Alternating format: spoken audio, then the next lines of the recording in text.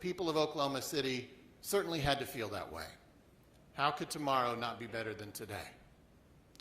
But on another level, we all knew the sorrows of April 19th would still join us tomorrow.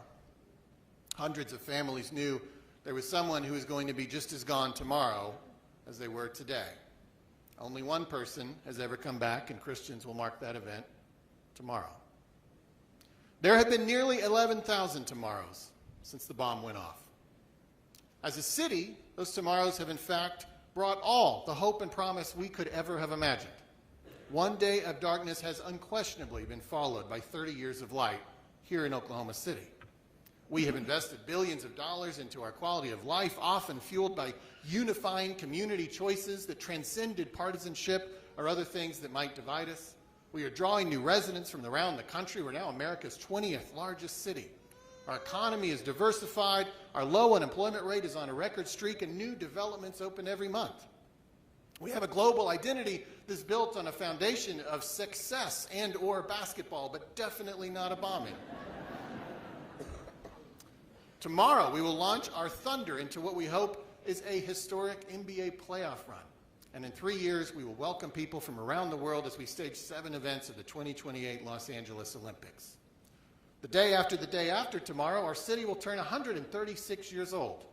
And these last 30 years have unquestionably represented our city's golden age. No one who knows and loves Oklahoma City would dispute that statement. On the other hand, for those who lost so much on April 19th, 1995, for those who survived, and for those changed forever, those 11,000 tomorrows have been a mixed bag. Even as tomorrow has brought weddings and births, graduations and success, there has always been an empty chair, or a traumatic memory, or a dark realization of the evil that humans can do. For each of you, I hope this community has done and will continue to do all that it can. I think I use an aspirational word like hope there because to us, just standing with you can feel a bit inadequate. We want to return your loved one. We want to make your pain go away. But though we can't, I know each of us believes that our role in the Oklahoma Standard is to do all we can. And so I stand here as your mayor and pledge that no priority in this city will ever stand between us and that commitment to you and your family who lost so much. It was a commitment originally made by President Clinton, but we all co-signed. Tomorrow is often a symbol of hope, but it can also be a word of commitment, a reflection that a promise will endure into the future. We all recommit on this 30th anniversary that we will stand with you for as many tomorrows as it takes. Today, I also want to speak of a related commitment that will outlive all milestones and all of us. This is my 8th address to this gathering. Over 8 addresses, I have spoken in favor of love, empathy, truth, and better conversations. I have asked us to embrace pluralism, to look past things that can be used to divide us, like political opinions or ethnicities or religion, and asked us to instead consider the infinite ways in which we are alike. I've spoken against dehumanization and words of division, and I've asked us to gauge into that tranquil, reflecting pool across the street and consider whether the person that you see is living up to the Oklahoma Standard in their own words and social media posts and actions. I've stated that this obligation starts with us as citizens of Oklahoma City, but that it should apply to everyone in this entire country, especially and including elected officials and all those in the public eye. I have also spoken repeatedly these last 8 years about the passage of time. It's on my mind today because today is a milestone in the measurement of time. It is the 30th anniversary of the bombing. Because of that milestone, President Clinton is in Oklahoma City this weekend. He met with families and rescue workers last night and visited the memorial, keeping a commitment as he has for 30 years. We thank him on behalf of the people of Oklahoma City for that commitment. We share a friendship and a bond with President Clinton that transcends politics, and we will never forget that he kept his word. Thank you as well to Governor Keating, Mayor Norick, Kerry Watkins, and all the people who have kept this city's commitment to those who needed support these past 30 years. 30 years is an inflection point, no doubt. 10 years is the blink of an eye. 20 years is still less than a generation. But 30 years hits different. Many of us now have to admit there are more yesterdays for us than there are tomorrows.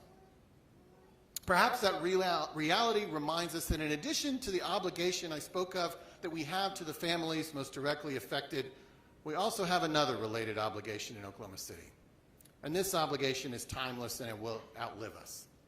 And that is the obligation to speak and act against the forces that created the environment for this act of evil, and really for all acts of evil across human history. Even when the personal remembrances have faded, the people of this city will still have a scar in our downtown, a place where people used to go to work, serving their neighbors. The site of the Alfred P. Murrah Federal Building is now peaceful and shaded by tall, beautiful trees. But the jagged edges of concrete that surround it remind us that it is a scar, a symbol of what humans can do to each other when they do not love each other, when they do not seek to understand each other, when they fail to acknowledge our shared humanity, when they dehumanize each other, when they entertain conspiracy theories, when they are willing to act outside of peaceful democratic processes, even to commit violence, and when they let extremism rot their brains to the point where even a child is a soldier in their imagined war. Humans are highly unlikely to ever fully shed our capacity for evil, but evil can be answered and kept at bay. Evil must be answered. And the residents of this city must always be the protectors of a commitment to do so. Perhaps today on this 30th anniversary, like a relay runner in one of our memorial marathons, we are beginning to pass the baton of that commitment. And that baton of commitment will be kept by P.J. Allen, Rebecca and Brandon Denny, Joseph Webb, Nakia McLeod, and Chris Wynn, the 6 children who survived the bombing. It will be kept by Clint Seidel, Krista Dahl, Dina Abulon, Hillary Johnson, Deontay Thomas, and the 249 children who lost one or both parents that day. Those are the youngest among us who bore direct witness. But this commitment will also be kept by those who are too young to have borne witness. It will be carried by the 38 members of the Memorial Teen Board. It will be kept by my kids, George and Maggie, who are now almost the age I was when the bombing happened. They host a video about the bombing for middle school kids you can find on YouTube. It will be kept by your kids and your grandkids. It will be kept by the people who will stand here on the 60th anniversary and the 90th anniversary, when everyone here will turn towards a wheelchair on stage and ask the last remaining survivor what it was like. Even then, when tens of thousands of tomorrows will have passed, this commitment by the people of Oklahoma City to stand against evil must endure. I thank each of you and those who will follow for your commitment, for it will require all the tomorrows that lie ahead. Thank you.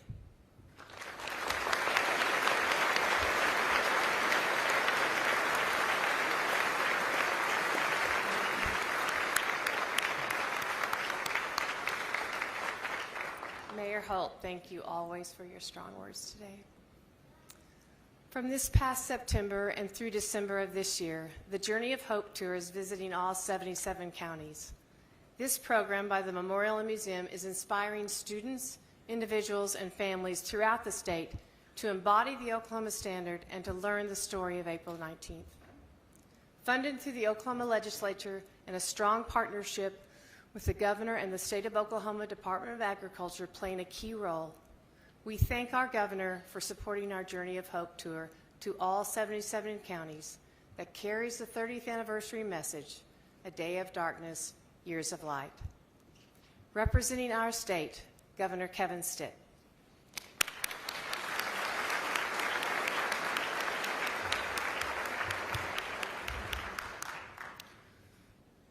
Thank you so much, Dr. Chambers, and thank you for your words, Mayor. We gather here today with heavy hearts and unwavering gratitude as we mark the 30th anniversary of the Oklahoma City bombing, an act of unimaginable violence that changed our city, our state, and our nation forever. On April 19th, 1995, at 9:02 a.m., 168 innocent lives were taken from us. Among them were children, government workers, veterans, mothers, fathers, and friends. But amid that heartbreak, something powerful emerged. In the smoke and rubble, in the chaos and sorrow, we saw the very best of Oklahoma. We saw helpers, people who didn't wait to be asked, who ran towards danger, who gave without hesitation. Firefighters, police officers, EMTs, nurses, clergy, and everyday citizens answered the call. People like Terrence Yeekey and Jim Ramsey of the Oklahoma City Police Department and John Hanson of the Oklahoma City Fire Department, they ran into the rubble to save their fellow Oklahomans.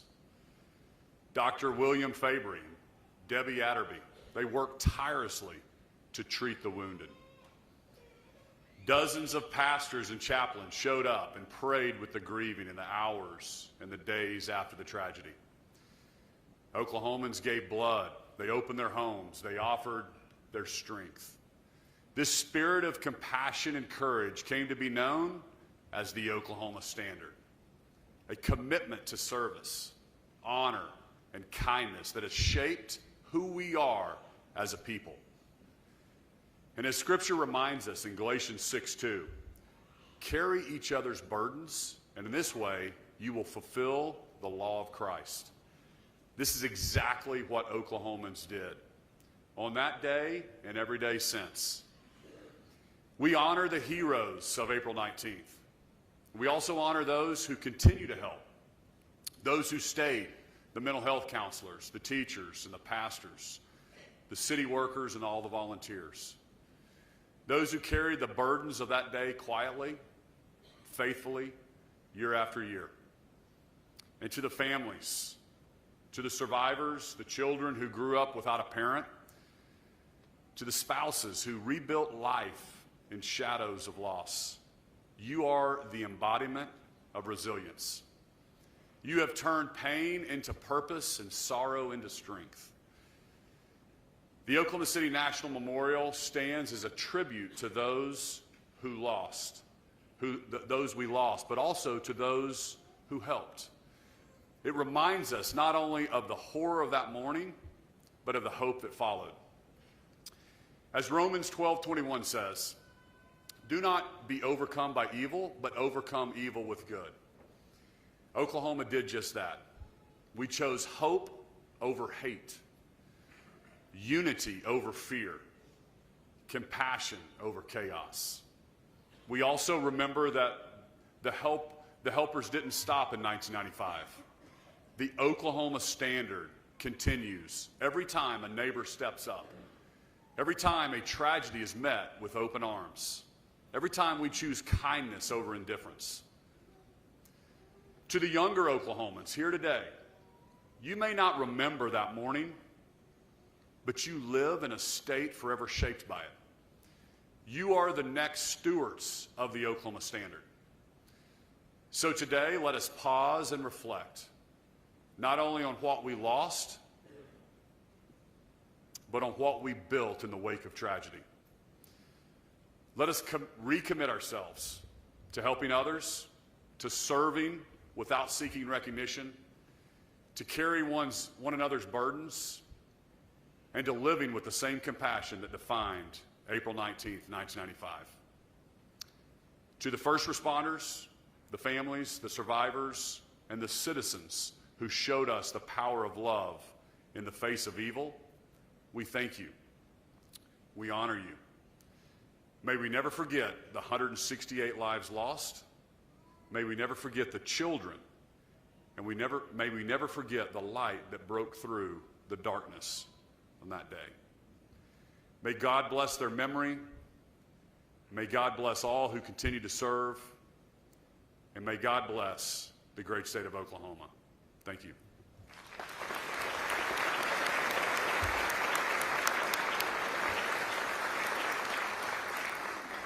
Thank you so much, Governor Stitt. Last week, United States Senator James Langford and U.S. Congresswoman Stephanie Bice hosted a commemorative survivor tree dedication on the United States Capitol grounds. Joined by family members, survivors, and leaders from the memorial and the Oklahoma congressional delegation, a sapling from the survivor tree was planted. The location of this tree serves as a place for every American to reflect and remember the impact of April 19, 1995. The survivor tree, a living American elm, stands as a symbol of strength, healing, and the enduring Oklahoma standard. Speaking on behalf of our nation is United States Senator James Langford.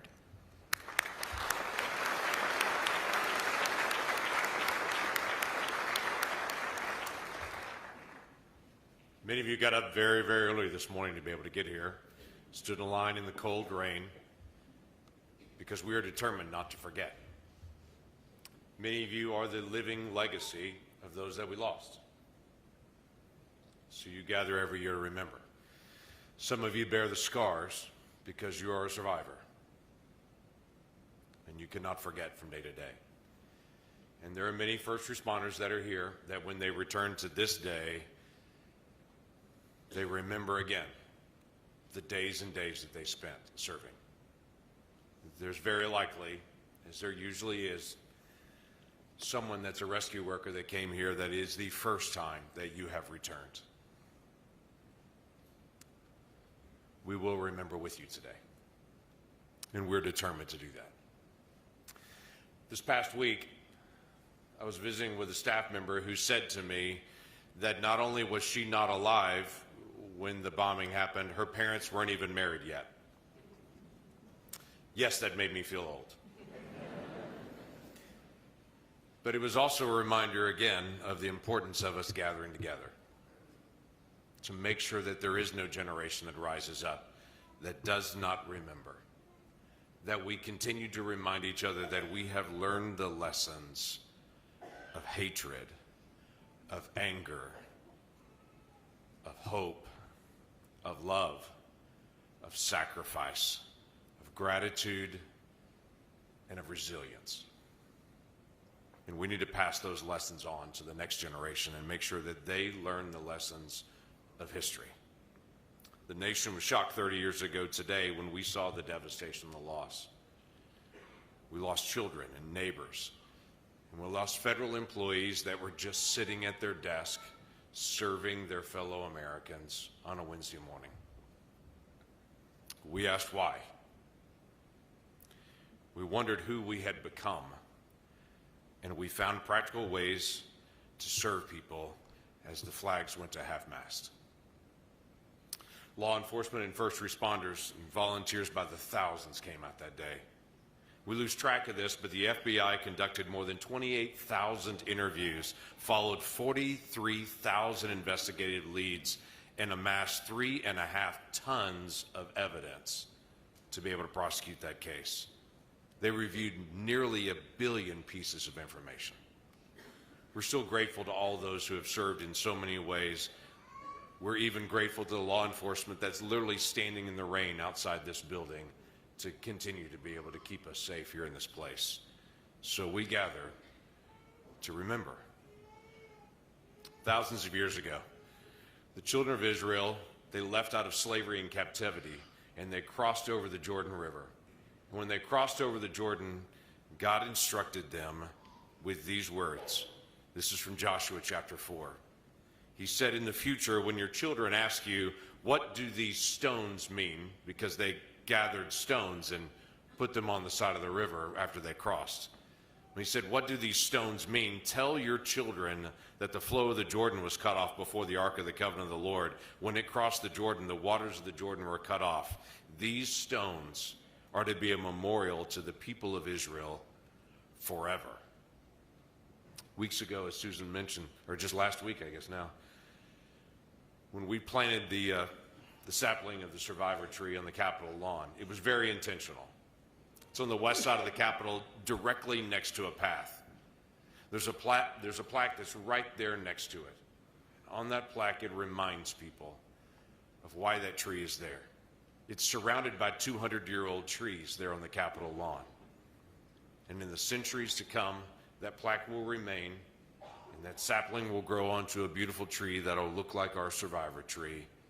And people for generations in the future will walk the west side of the Capitol and will reflect on what happened here, no matter what year they stop to look at it.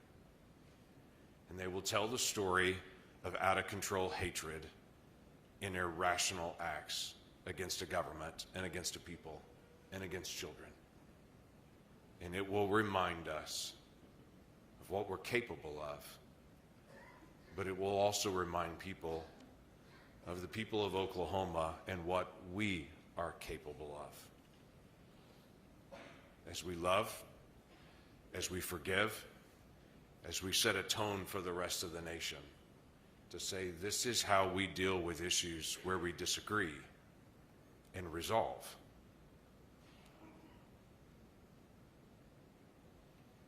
Something we need as a nation. As we gather this exceptionally wet day before Easter, we'll tell today our children and people here why this memorial stands and what we have personally learned from this time period.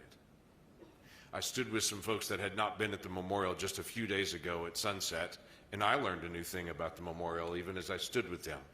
I stood at the survivor tree around sundown and told them the story about that tree, and in the middle of the story, bats flew out of the tree, and I learned a new thing. There are bats that live in the survivor tree. Yes, I jumped. Let's set the example for the rest of the nation. Let's tell them our story again so that the nation doesn't forget. Let's teach the nation how to love and forgive. Let's remind each other of dark days in the past and how God walks with us through those dark days. Even in the valley of the shadow, God does not forget us, and we will not forget.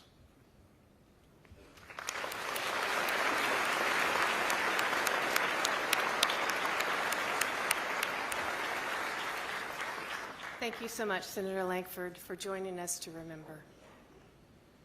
Music played a vital role in our healing after the bombing and throughout these 30 years. When the memorial was dedicated on April 19, 2000, 25 years ago, the song titled Holy Ground was performed. This song conveys a sense of reverence and awe toward a sacred place, like this sacred ground we gather near today.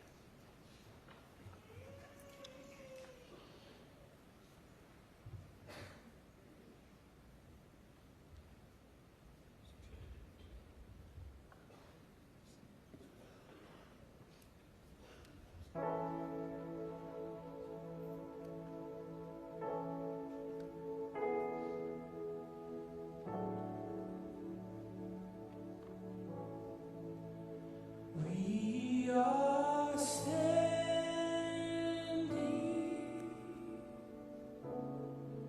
on holy ground, and I know that there are angels all around.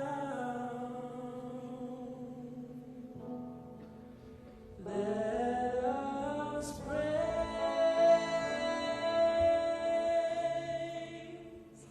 our God now.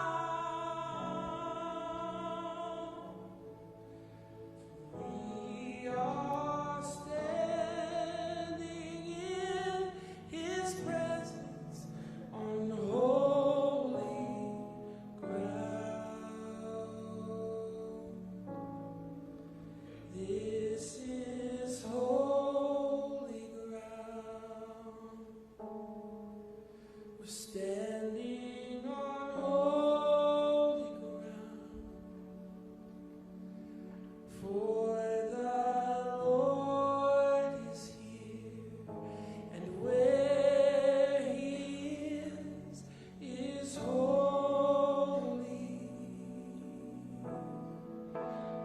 This is holy ground. We're standing on holy ground. For the Lord is here,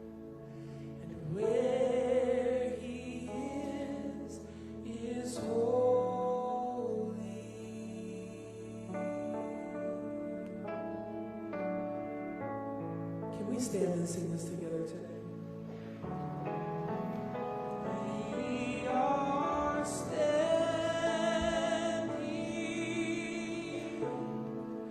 on holy ground, and I know that there are angels all around. Let us praise our God now. Let us praise our God now. Let us praise. Let us praise our God now. We are standing in His presence on holy ground.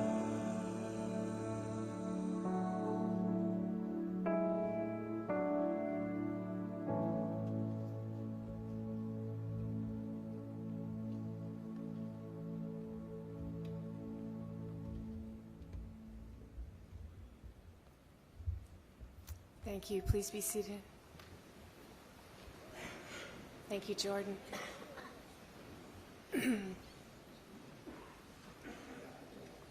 After the bombing, President Bill Clinton offered the resources of the federal government while allowing our state and local officials to lead the rescue and recovery events. Never before had federal, state, and city governments worked together so seamlessly. We fly the city, state, and United States flags on the plaza overlooking the field of empty chairs and in front of the museum every day to honor this spirit of collaboration.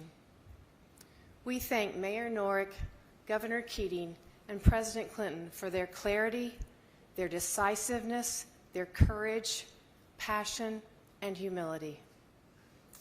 Just as significant was the message the President provided and the presence that he and Mrs. Clinton brought to the memorial prayer service just days after the bombing.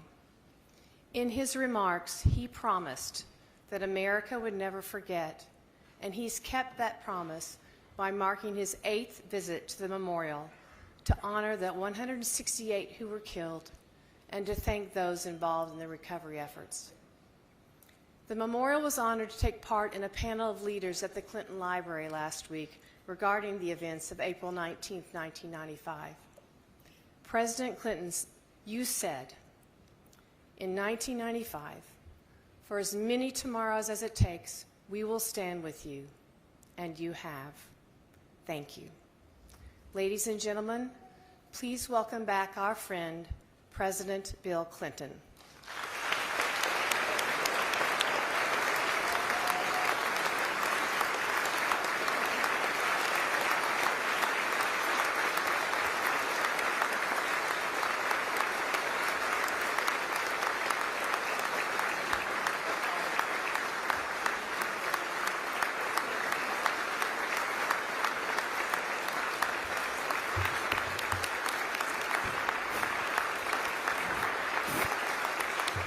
Thank you very much. Thank you, please.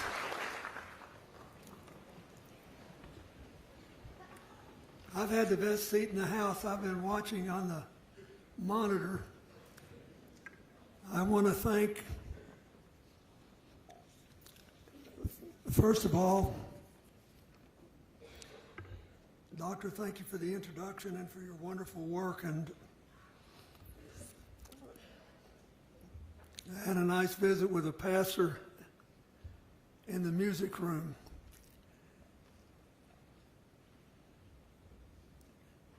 And thank you, Mayor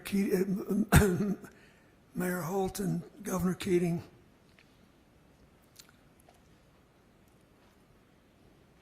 Mayor Norris, Senator Langford,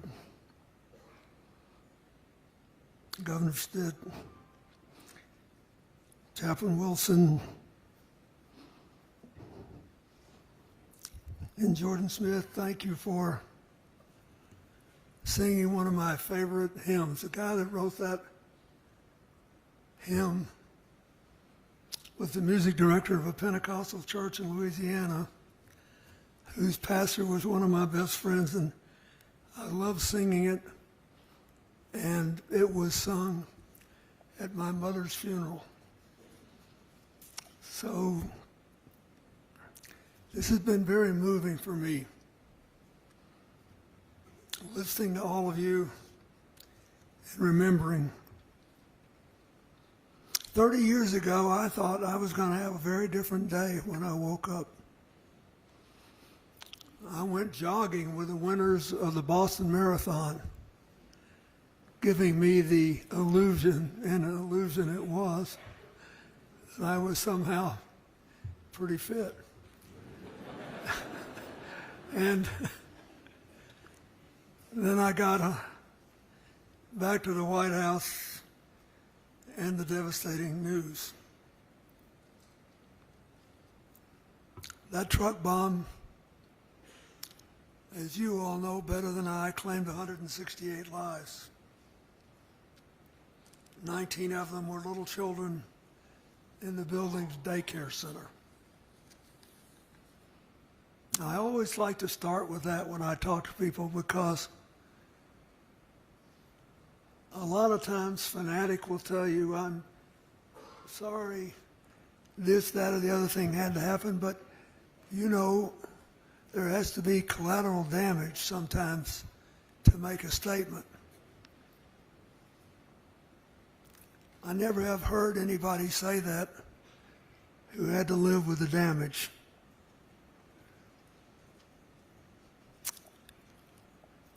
Most of the people who lost their jobs, their lives, were public servants, as we all know. They got amazing coverage after this happened about what they did every day as a matter of choice, showing up for work, to do business for the American people. They help veterans and farmers and the elderly and disabled. And they help to keep our country safe. One of the Secret Service agents, Al Witcher, who lost his life, was a member of my detail. And he left me. And he was very popular and very good at what he did. But he had a family. And he said, you know what, you travel too much. I want to be home more. And Oklahoma City would be a good place to raise my kids.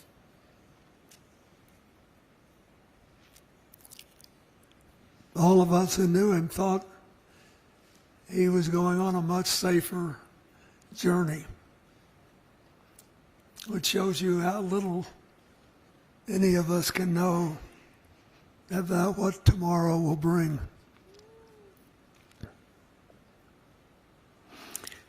That bombing profoundly shook the country and did more to all of you.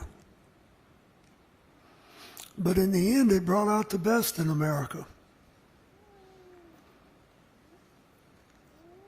First responders, doctors, nurses, construction workers from all across America put their own lives on hold and showed up here.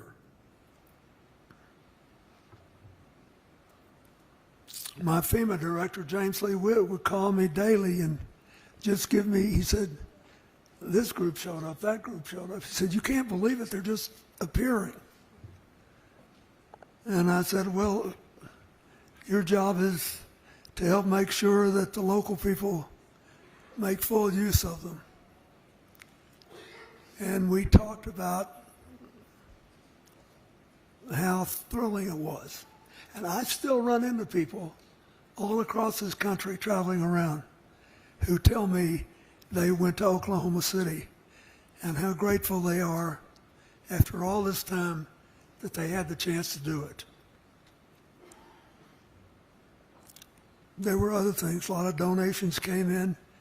We all remember the drawings of school children that were featured for several years.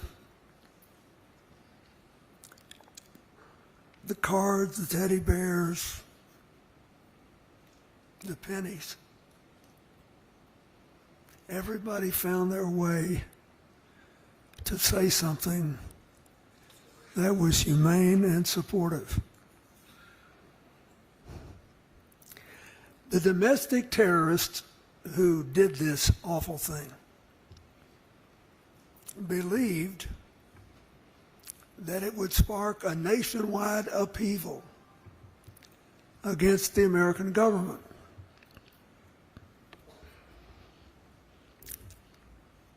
And would eventually destroy our government and our democracy and our way of life. Instead, you gave them, as the mayor said so eloquently, the Oklahoma Standard.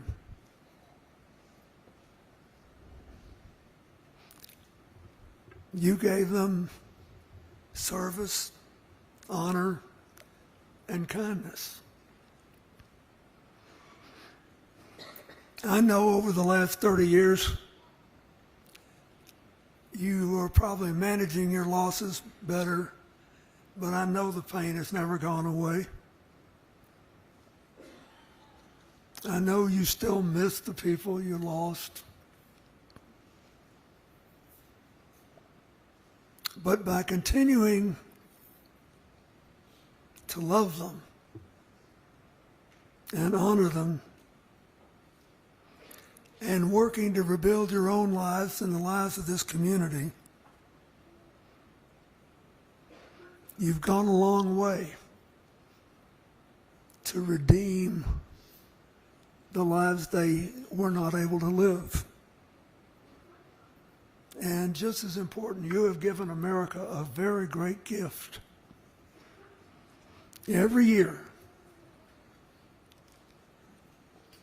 you get together and reaffirm your model of how, despite all of our differences, in case you haven't noticed, we've got a few. But in spite of all of them, we can still find a way to move forward together with the Oklahoma Standard. Service, honor, kindness. Did it work? All you have to do is look around. I mean, the difference, just the physical difference in being in this city today and 30 years ago is breathtaking. But every time I'm here, I talk to people who serve in restaurants or work in whatever hotel I'm staying in, or just people, and I say, "You like living here?" And they all say yes.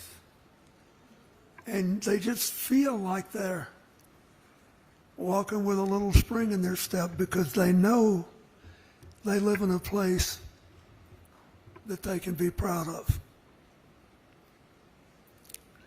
So I did my anecdotal poll last night and today, and you're still winning.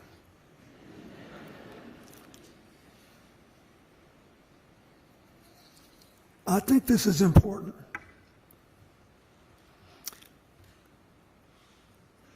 Because in recent years, the country has grown more polarized. And on that awful day 30 years ago, you were the center of the polarization. Now look what you've built, and yet we have these differences. And it seems to me, I listen to this a lot because I'm old and I can't run for anything anymore. I always kid, I'm almost as old as President Trump. but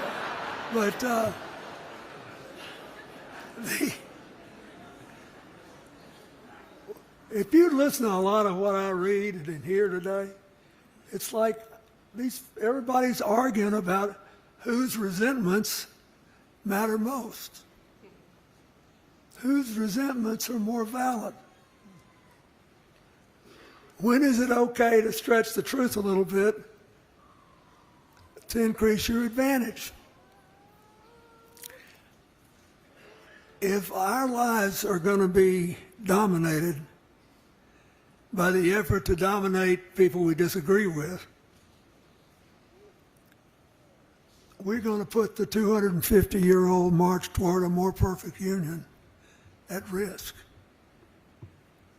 None of us would ever get much done. Believe me, we've all got something to be mad about. Something legitimate to be mad about. You made a different decision. So, my advice to America today is that we were there for you when you needed us. America needs you, and America needs the Oklahoma Standard.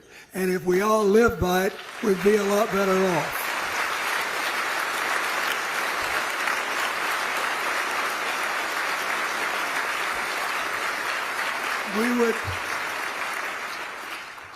We would get a fairer economy, a more stable society. We would understand one another, and we wouldn't feel weak if we admitted we were wrong about something. Does you good every now and then to admit you're wrong. You know? I do.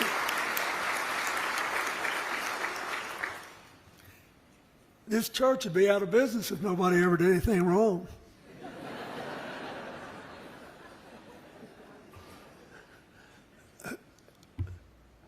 We're laughing, but you know it's true.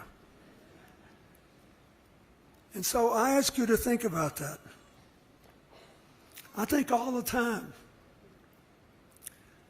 about the breathtaking changes you made here because of how you decided to respond. And this is hard work. President Eisenhower, who I think was underrated for several years, said that he worried about whether democracy could last in America because it required in the end such concentration and discipline and the willingness not to do things as well as to do them.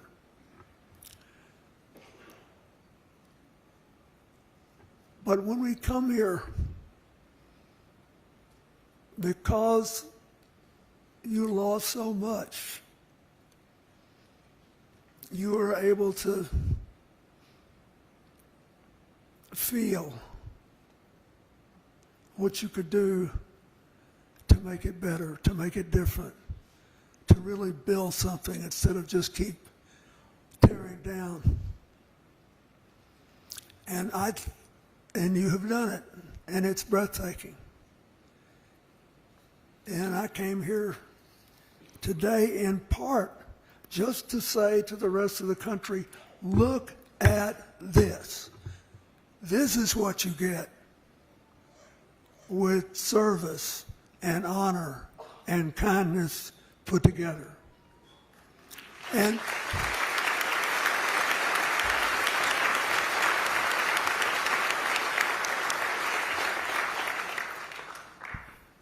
you know, a lot of people use the phrase, more perfect union in speeches because it has a nice ring to it.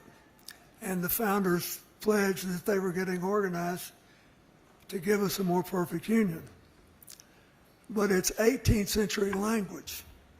The modern meaning is, hey folks, let's face it, we are not perfect. And we are never going to be perfect. But we can always do better. And so we have to shed all the baggage that keeps us from doing better. That's what we owe 30 years later, the people who made the ultimate sacrifice in Oklahoma City. That's what we owe the families, the children, the grandchildren, the people who survived them. I wish I could live 30 more years to see what's going to happen. Because in spite of all this belly aching you hear, we're the best positioned country in the world for the 21st century if we don't blow it.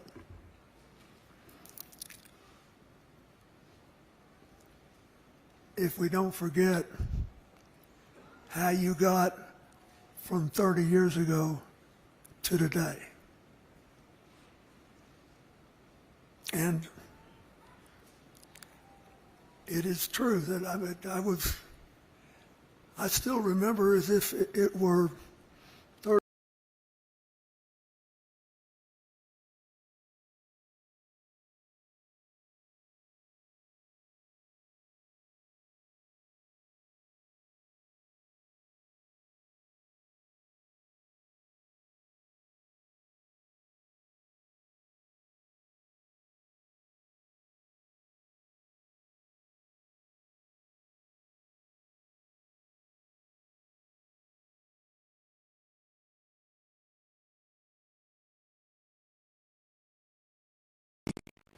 Life unfold here.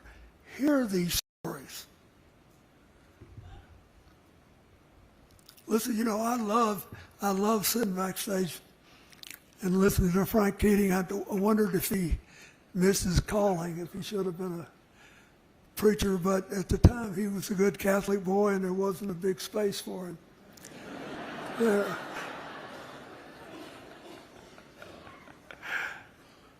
And some of you who were with us last night laughed when I told the story about how he beat my brains out in a student contest at Georgetown when we were both there. It's important not to forget that we all do our best to find our way through life. None of us will be right all the time. And here we are, the day before Easter. I want to say just one thing about this. In St. Paul's famous letter to the Corinthians, where he describes what love is, which is often read at marriages, weddings, wrongly, because the word for love is agape, which means love of your fellow human being. And we all memorize as kids, all of us who are Christians, now by faith, hope, and love, which was charity in the old editions of the Bible. But the greatest of these is love. How could love be even greater than faith? Because of the nature of human life.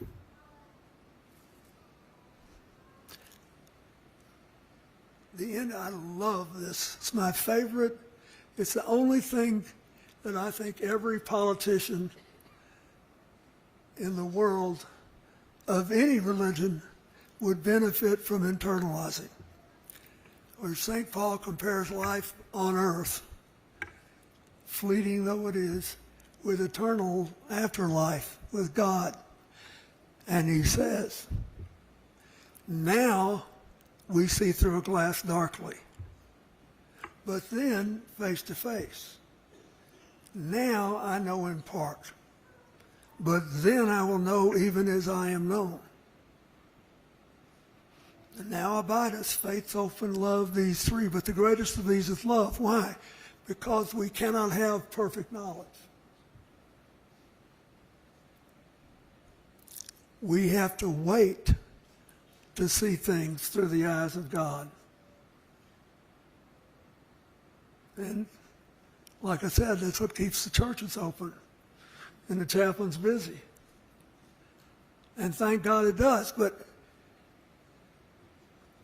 we have no idea, and I can't make this not a tragedy, we have no idea what all 168 of those people would have done with the rest of their lives. But we do know what they did that was good. We know the love that they generated, which was worthy. And you made a choice to live by what you call now the Oklahoma Standard. It is perfectly consistent with the commands of the Scripture. Perfectly appropriate for tomorrow being Easter. And perfectly fit to acknowledge 30 years of trying to do what people are supposed to do, which is to take whatever comes and make the best you can of it. I know of no other example that can compare to what you have done here. And I, as a citizen, am grateful for it. I'm glad I could be there to help a little bit. I love it in my old age when you still invite me back. Just know this. You needed your country then. I was a symbol of it, and so I'm grateful that you let me come back over and over again. But make no mistake about it, your country needs you now. We have all these assets, beginning with our people and our great institutions. Are we really going to put them at risk to prove we're always right and that our resentments are more important than somebody else's? I wish every American would get a copy of the Oklahoma Standard in the mail or on their cell phones tomorrow. I bet you it would have a terrific impact. Don't give up. We need you now. Thank you.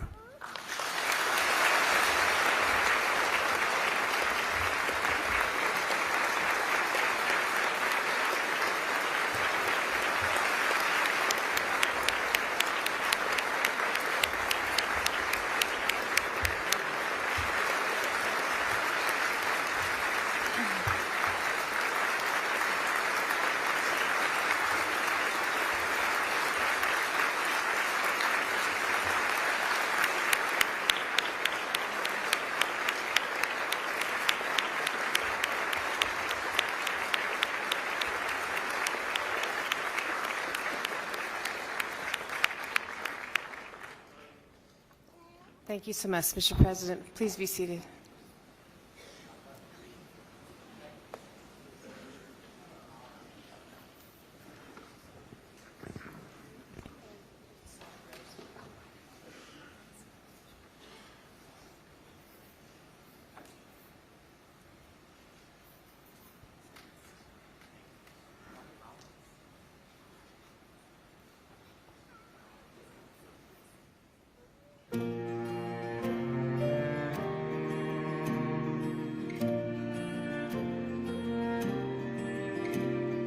Didn't I tell you I hear what you say? Never look back as you're walking away. Carry the music, the memories, and keep them inside you. Laugh every day.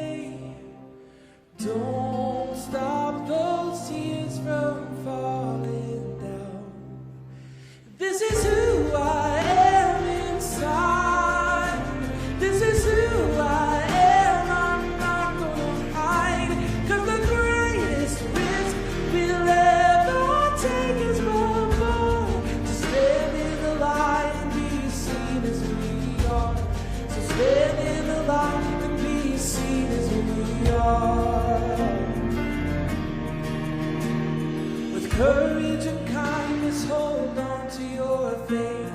You get what you give, and it's never too late to reach for the branch and climb up, leaving sadness behind. You fight hard for love. We can never give enough. This is who I am inside. This is who I am. I'm not gonna hide. 'Cause the greatest risk we'll ever take is more to stand in the light and be seen as we are. So stand in the light and be seen as we are. Right in the storms that come raging toward us, we die. Only over as we break through the surface with arms open wide. With arms open wide.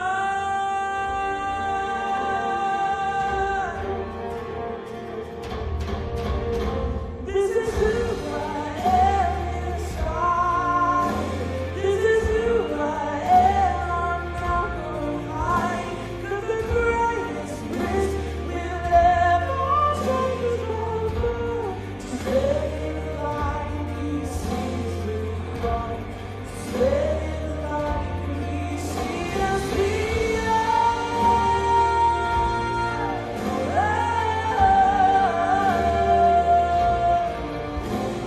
The greatest risk we'll ever take is more to stay in the light and be seen as we are.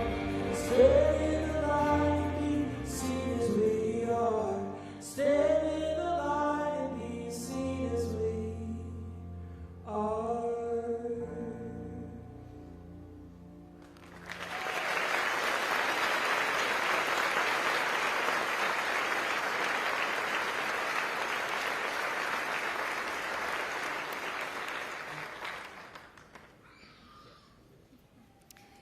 We come here to remember those at the Oklahoma Water Resources Board building. Trudy Jean Rigney. Robert N. Chipman. We remember those at the Athenaeum Building Job Corps. Catherine Elizabeth Ridley. Anita Christine Hightower. We remember rescue worker, my mother, Rebecca Needham Anderson. We remember those who were killed in the Alfred P. Murrah Federal Building, U.S. Secret Service, 9th floor. Alan G. Witcher. Kathy Lynn Seidel. Linda G. McKinney. Mickey B. Maroney. Donald Ray Leonard. Cynthia L. Brown. We remember our friends and family with the Drug Enforcement Administration, 9th floor. Kenneth Glenn McCullough. Carrie Ann Lenz and baby Michael James Lenz III. Rona Lynn Keener Chafee. Carol June Chip Fields. Shelley D. Bland.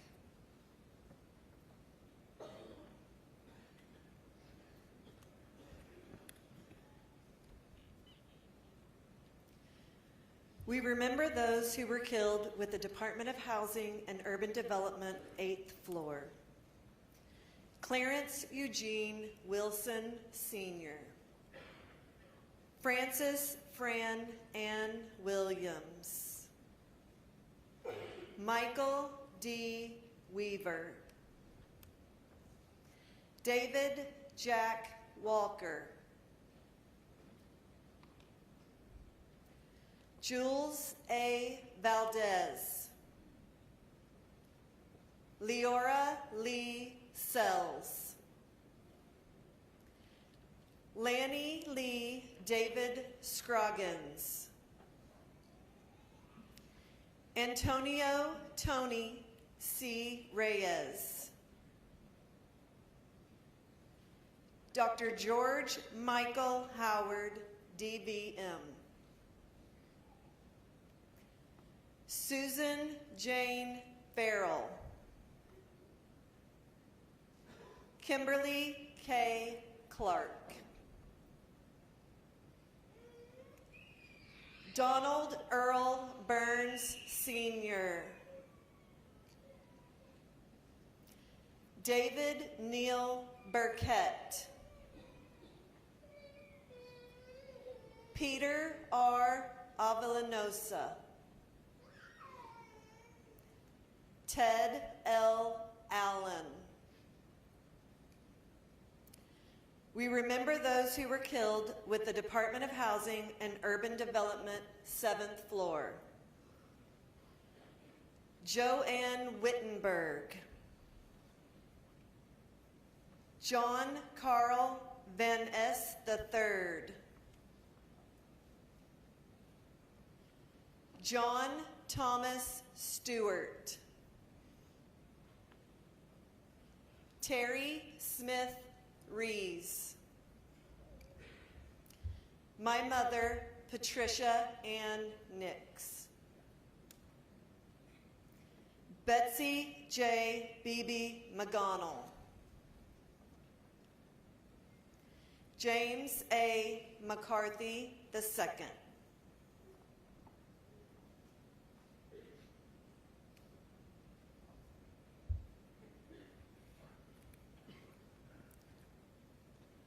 We continue to remember those who were killed from the Department of Housing and Urban Development, 7th floor. Mary Leisure Renty, Teresa Lee Taylor Lauderdale, my mother, Ann Kreinberg, Thompson Eugene Jean Hodges, Jr.,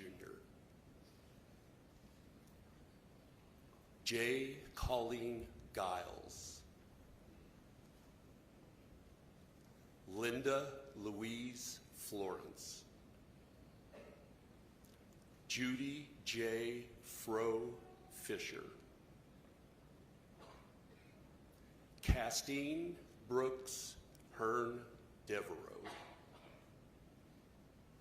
Diana Lynn Day, Kim R. Cousins, Andrea Yvette Blanton, Diane E. Hollingsworth Althouse.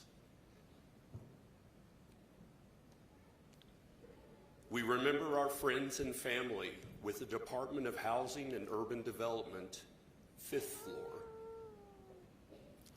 Paul Gregory Beatty Brocksterman. We remember our friends of the United States Marine Corps, 6th floor. Captain Randolph A. Guzman, USMC. Sergeant Benjamin Lorenzo Davis, USMC. We remember those with the U.S. Customs, 5th floor. Claude Arthur Medeiros, SSA.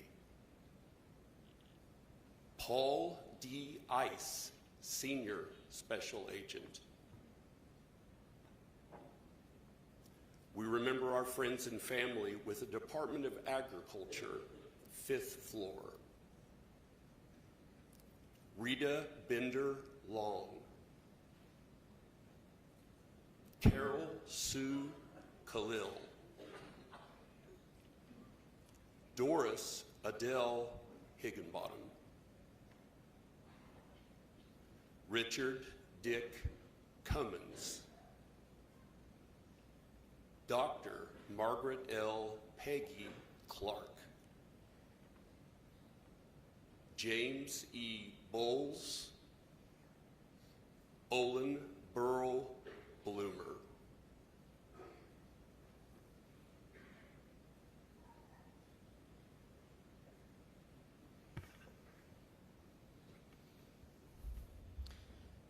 We remember those with the U.S. Army Recruiting Battalion, 4th Floor. Wanda Lee Watkins. Kayla Marie Titsworth. Dolores D. Stratton. Master Sergeant Victoria Vicky L. Son. John C. Moss III. Peggy Louise Holland. Karen Gis Carr. Sergeant First Class Lola Bolden, U.S. Army. We remember our friends and family with Department of Transportation, Federal Highway, 4th Floor. John A. Youngblood. Johnny Allen Wade. My uncle, Rick L. Tomlin.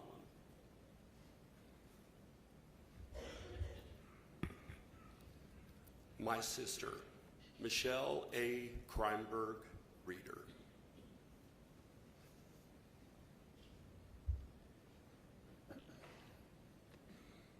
Jerry Lee Parker. Renata Ann Newberry Woodbridge. James K. Martin. Larry James Jones. Michael Carrillo. Mark Allen Bolte. Lucio Alamon Jr.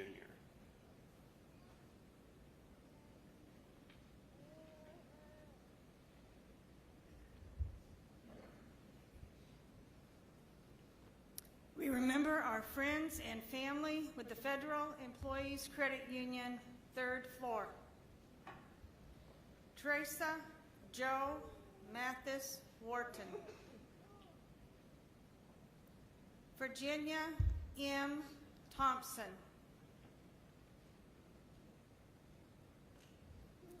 Victoria Jeanette Texter. Karen Howell Shepard. Sonia Lynn Sanders.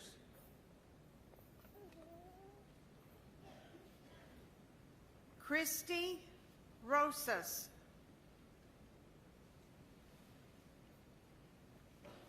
Claudine Ritter. Jill Diane Randolph.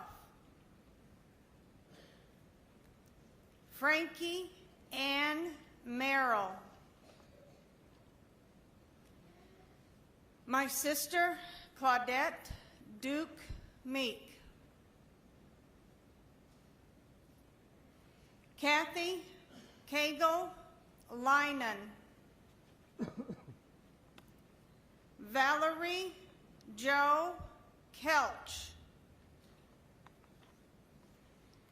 Alvin J. Justice. Christy Yolanda Jenkins. Robin Ann Huff, and baby Amber Denise Huff. Linda Colleen Housley.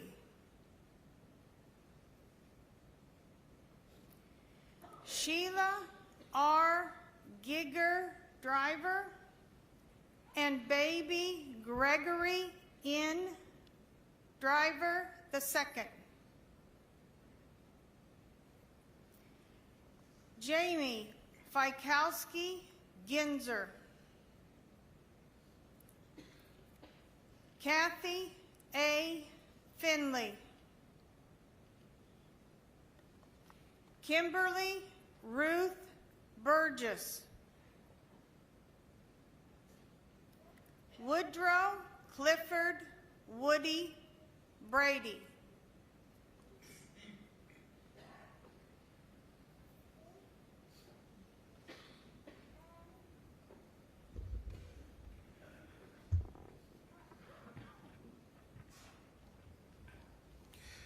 We remember our friends and family with the Defense Security Service, 3rd floor.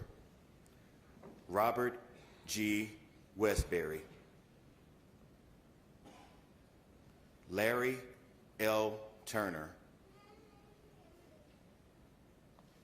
Norma Jean Johnson. Peter L. DeMaster. Harley Richard Cottingham.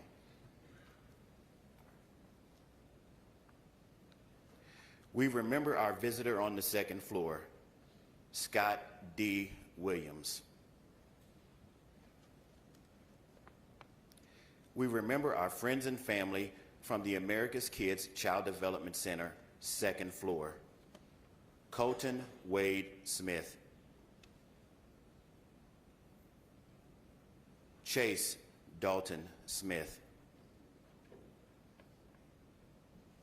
Dominique Reve Johnson London. Blake Ryan Kennedy. Wanda Lee Howell.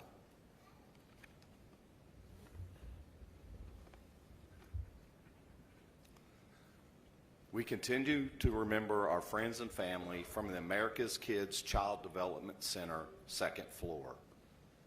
Kevin Lee Gottschall II. Tevin DeAndre Garrett. Tyler Santoy Eves. Brenda Faye Daniels. J.C. Ray Coyne. Elijah S. Coverdale. Aaron M. Coverdale. Antonio and Sarah Cooper, Jr. Anthony Christopher Cooper II. Dana Leanne Cooper. Zachary Taylor Chavez. Danielle Nicole Bell. Miss Bailey Almond.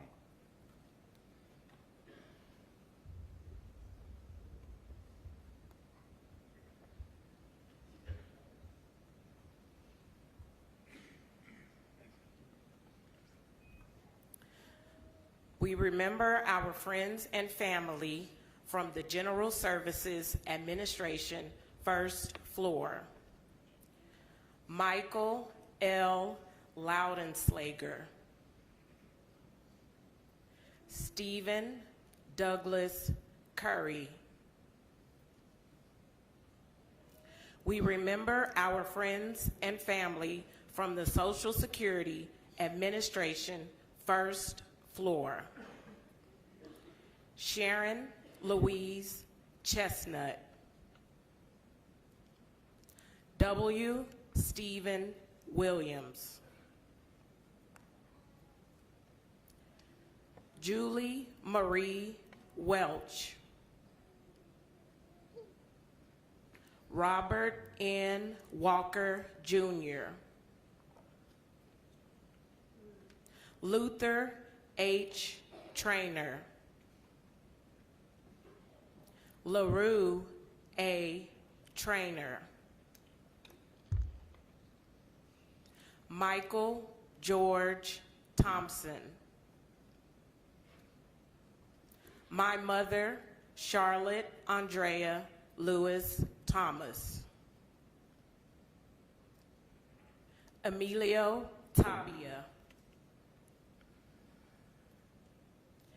Eula Lee Mitchell. Derwin W. Miller. Cartney J. McRaven. Reverend Gilbert X. Martinez. Robert Lee Luster, Jr. Aurelia Donna Luster.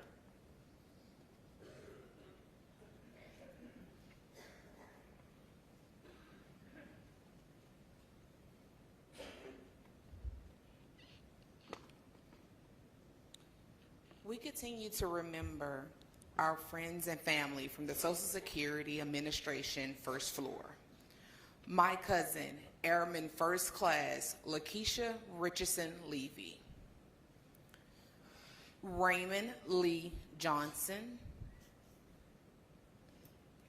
Jean Nutting Herbert.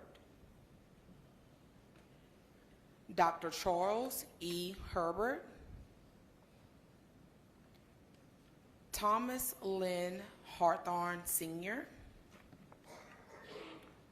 Ronald Vernon Harden Sr., Cheryl E. Hammond, Ethel L. Griffin, Margaret Betterton Goodson, Laura Jane Garrison, Mary Ann Fritzler,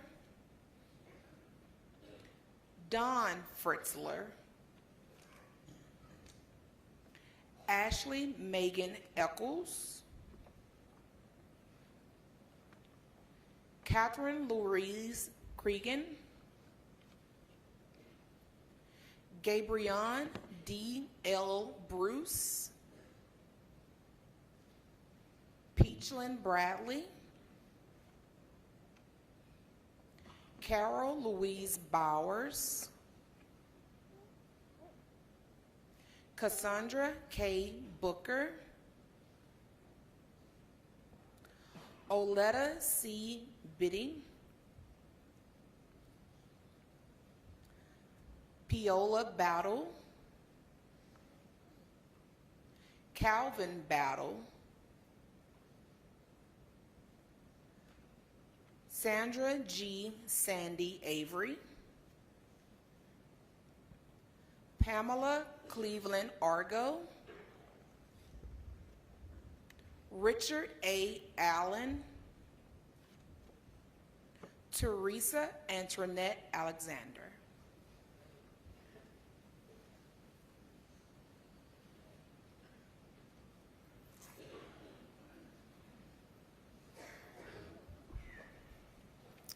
Thank you to our readers who were forever changed by the events of April 19, 1995. Thank you, President Clinton, for joining us. Visitors to the memorial and museum often share a similar question: are we safer today? The question is the title of a new exhibit unveiled earlier this month. We encourage you to spend time at the exhibit if you tour the museum today. Admission to the museum is free today thanks to Cox Community Day. It will open at 10:30 and remain open until 5 o'clock tonight. We invite all family members, survivors, and first responders to a reception inside the museum at 10:45 after you spend time at the chairs. Please enter through the 6th Street entrance. Saplings of the survivor tree are available following today's ceremony in front of the museum.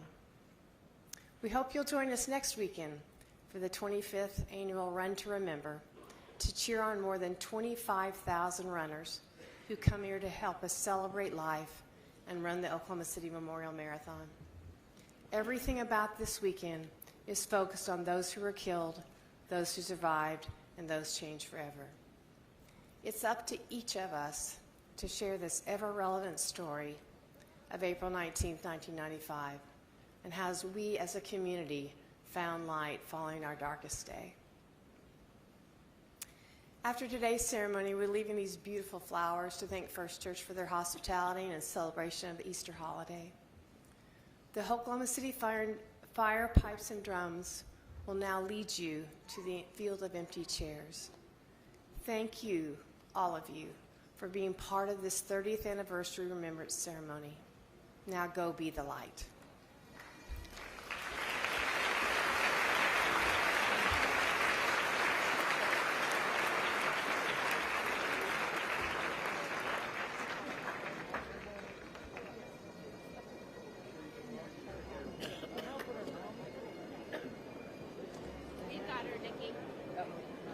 Nikki, you got her.